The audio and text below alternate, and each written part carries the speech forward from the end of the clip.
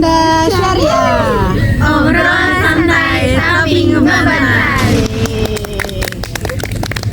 Kita di sini kedatangan tamu influencer yang terkenal nih. Mereka terkenal akan penyampaian mereka di media sosial tentang agama Islam ya.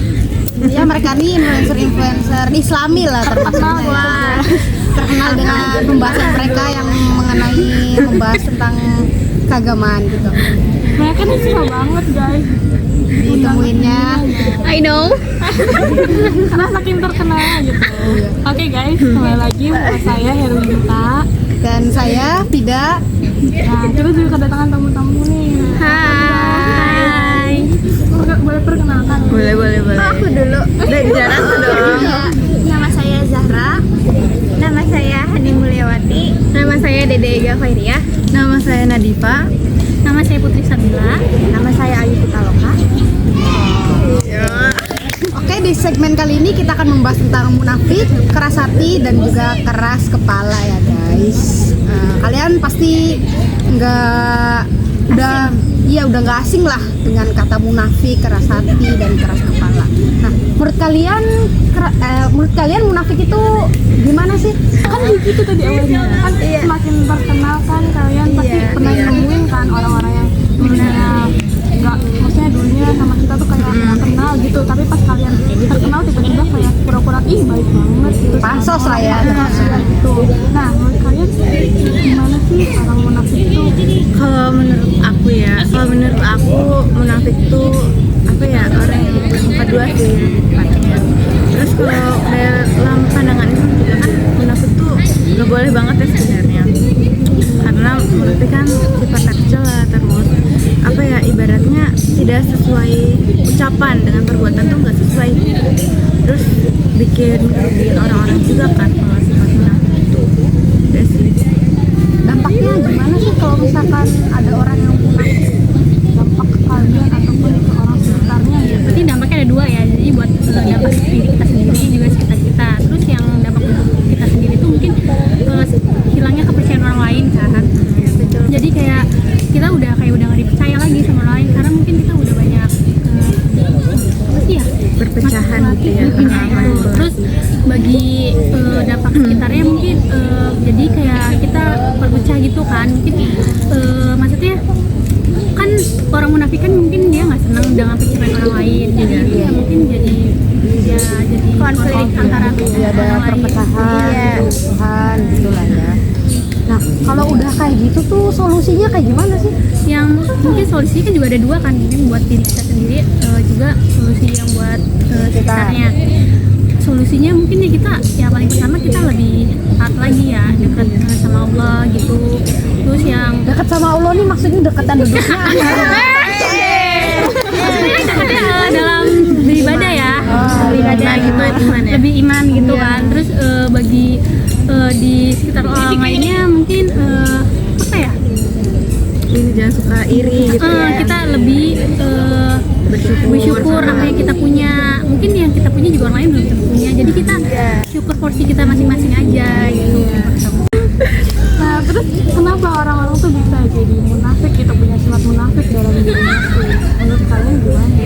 Faktor-faktor dia yang memberikan dirinya tuh munafik. Biasanya sih ya mungkin awalnya dia karena malas beribadah, terus ya intinya malas mendekatkan diri kepada Allah yang dimana itu kewajiban dia. Terus juga mungkin orang-orang yang munafik tuh biasanya cenderung berbohong, jadi dia apa ya, gimana caranya supaya dia tadi iklan dulu guys supaya dia tuh dianggap punya lah oleh semua orang. Jadi ya dari kebiasaan itu berbohong, jadi akhirnya bermuka dua lah orang itu. Hanya kelihatannya di atas terus. Iya, terus ya itulah kayak nggak mau kalah sama pencapaian orang, jadinya kan berbohong apa-apa kayak dia punya ini padahal kan enggak. Sudah ada juga yang mereka emang dia tuh munafik tapi dia nggak menyadari akan hal itu. Iya. Kan kebanyakan orang munafik tuh begitu kan? Iya. Tidak sadar ya guys. Kayak kita lanjut ke keras hati ya guys. Kalau keras hati sendiri menurut kalian gimana? Kalau menurut saya sih keras hati tuh kayak orang yang sulit nerima minta maaf dari orang lain walaupun orang itu tuh udah minta maaf ke kita gitu kan. Kayak contoh kasusnya aku sendiri gitu. Aku tuh punya seseorang lah yang menyakitin hati aku gitu kan. Tapi orang itu tuh emang udah minta maaf, cuma karena akunya yang terlalu sakit hati gitu kan, karena perbuatan dia gitu kan.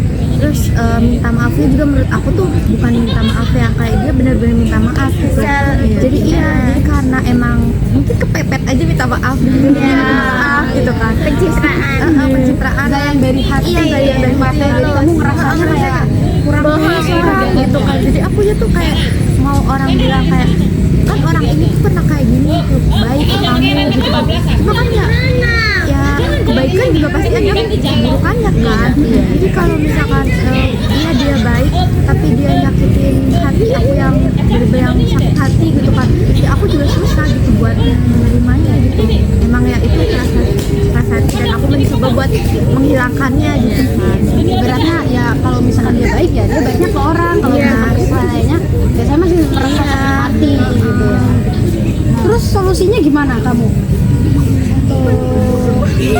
Ya aku Kira-kira solusinya gimana kalau misalkan nanggapinnya gimana kalau misalkan kayak gini? aku sesuai peristiwa kamu sendiri.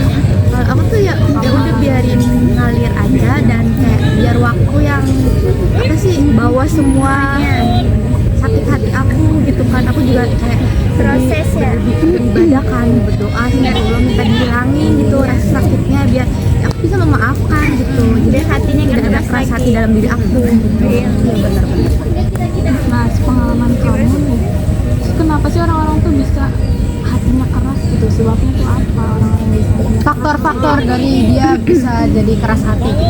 Kalau menurut aku sih faktor-faktor orang yang bikin orang sakit hati itu ya ada beberapa macam. Jadi itu yang pertama dia tuh jauh sama Allah, jadi dia tuh kurang mendekatkan diri kepada Allah.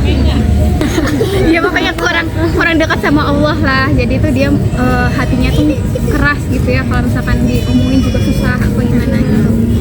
Terus juga mungkin banyak orang yang nggak tahu banyak makan juga itu salah satu faktor ya keras hati. Karena orang yang banyak makan itu kan dia mungkin merasa dirinya tuh kurang berempati sesama orang yang membutuhkan gitu ya. Iya, contohnya kayak kita nih terlalu rakus, terlalu buang-buang makanan. Kayak makanan misalkan masih banyak, terus kita mau ngabisin sendiri gitu. Kayak kita tuh kayak nggak punya rasa empati sama orang yang di luar sana, kayak yang kurang nafkasan gitu ya. Kita dapat ilmu baru ya guys. Ternyata orang banyak makan juga bisa keras hati ya. Dan dampaknya seseorang keras hati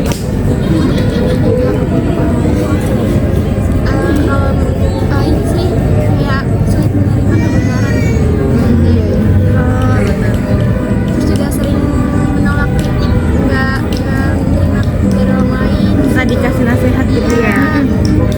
Terus Merasa dirinya paling benar lah ya.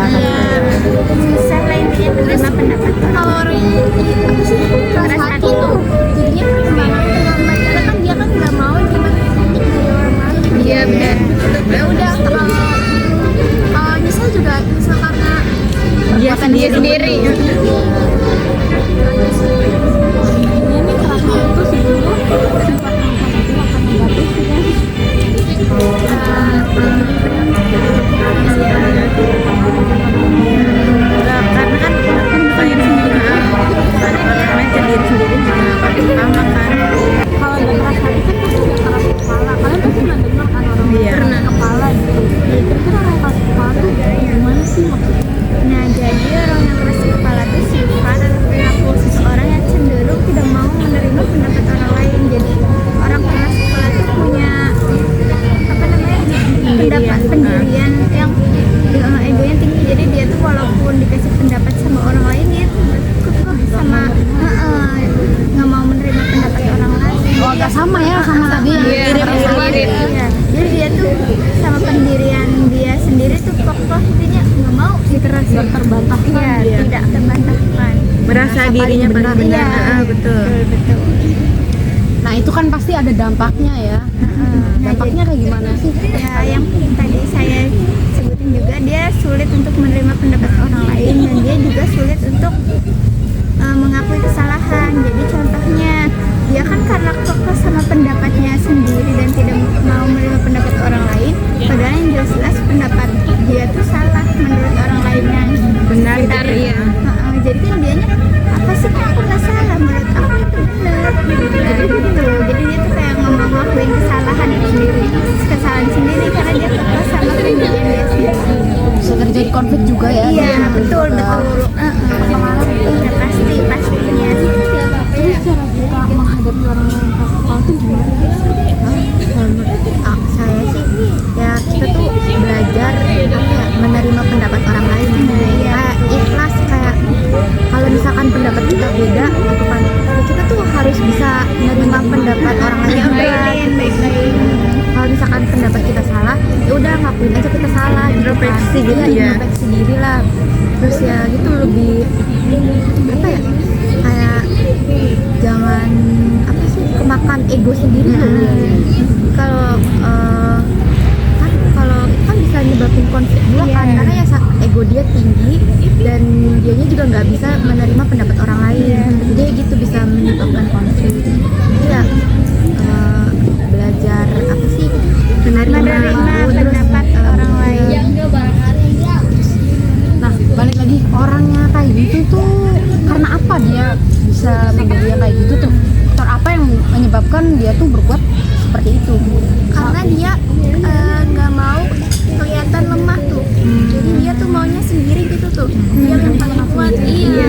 Jadi kan yang tadi yang apa sih, nggak mau nerima kritik itu Iya. kan dia maunya Menang sendiri ya, yang menang gitu. Terus kalau menurut aku juga biasanya orang yang keras kepala tuh apa ya, karena ada rasa balas dendam sih sama diri dia dulu gitu ya. Mungkin dulunya tuh kayak susah bersosialisasi, kayak sering gak didengar sama orang-orang sekitar gitu. Jadi yang bikin dia tuh memicu sifat itu. Bisa nggak sih orang-orang yang punya sifat keras kepala gitu tuh berubah? Terus caranya gimana? Ya, kalaupun dia bisa berubah. Bisa sih kalau menurut aku ya, kalau orang yang punya sifat keras kepala tuh maupun ya yang lain-lainnya bisa berubah asal dari dirinya sendiri, niat itu. Terus juga berubahnya tuh jangan karena orang lain terus atau karena ya pengaruh lingkungan sekitar gitu, tapi ya harus dari dalam hati, dari niat, karena ya kan itu kan urusannya gak sama lingkungan doang kan, sama Allah juga gitu. Ya caranya dengan apa ya, perbanyak sholat, terus zikir, bersyukur gitu. Terus ya harus ikhlas nerima pendapat orang. Terus kalau misalkan emang gak didengar juga ya ikhlas aja gitu. itu juga buat perkembangan kita yang juga ya. Dan Jadi intinya mah kita juga harus bersikap baik ya, biar kita nggak menimbulkan orang yang seperti itu. Kayak contohnya tadi kan dari Ayu juga, itu kan karena pengalaman dia. Jadi tuh atas perlakuan orang ke dia, jadi dia jadi keras hati gitu loh. Jadi ya kita tuh jadi orang yang bener-bener aja lah, maksudnya jangan sampai kita yang jadi orang itunya, jangan sampai kita yang jadiin orang lain jadi orang kayak gitu ya. Ya ngerti lah ya maksudnya. terus ya harus banyak-banyak bersyukur guys. Cara memperbaiki dirinya tuh. Terima apapun yang Ya silakan kalian kasih saran-saran lah Di kolom komen. Iya. Ini hidup kita guys, kita tidak sedang berlomba dengan siapapun. Kalau orang lain sedang mencapai yang lebih dari kita, itu hidup orang lain, itu bukan hidup kita. Kita berlomba dengan diri kita sendiri, bukan orang lain. mantap. Kata-kata hari ini semua orang juga punya proses yang berbeda-beda, jadi ya kalau porsinya misalkan masing-masing. jadi kalau misalkan kita merasa iri atau merasa ih kok dia enak banget ya hidupnya gini-gini, kita tuh nggak tahu di belakangnya dia tuh seperti apa. Habis apa yang telah dia lewati bisa menjadi orang yang seperti orang hebat yang seperti yang dia inginkan gitu. Terus juga kita tuh jangan matok hidup kita kalau hidup orang lain. Iya bener banget sih, karena kalau kayak gitu kayak kita tuh hidup tuh nggak tenang, pengen jadi orang itu susah berkembangnya juga. ya susah berkembang. Orang terus yang beli iri. Iya benar. Iya benar. Terus juga ya kita harus selain dari diri kita juga harus apa ya, selektif lah dalam memilih pertemanan supaya kita nggak terjerumus hal-hal yang tercela gitu, yang tidak baik. Dari pertemanan juga kan ngaruh banget ya. Iya benar. Ya, ibaratnya kalau misalkan kita berteman sama orang yang misalkan kita berteman sama orang penjual minyak wangi, kita akan kecium juga wanginya kan. Cipratan lah. Iya, gitulah. Kalau kita berteman sama orang yang jelek sifatnya, bisa aja kan kita ke bawah-bawah kan. Ya, walaupun dianya bisa mengkontrol gitu, tapi kan ya Lebih baik lama-kelamaan jauh lebih baik. Oke, segitu aja dari kita. Terima kasih ya kalian sudah menyempatkan waktu kalian untuk bisa ditanya dengan kita, bisa ada di channel Canda Syarika. Nah hari ini kita dapat ilmu yang banyak nih dari mereka semua. Sharing guys, kita sharing hal-hal yang positif aja. Makasih ya udah datang ke sini. Sama-sama. juga. Untuk kalian kalau misalkan mau ada Pertanyaan lain bisa kalian komen di video di kolom komentar kita ya. Jangan lupa like, komen, dan subscribe. Oke? Bye. Assalamualaikum. Warahmatullahi wabarakatuh. One is the loneliest number that you'll ever do. Two can be as bad as one. It's the loneliest number since the number one. One is the loneliest number that you'll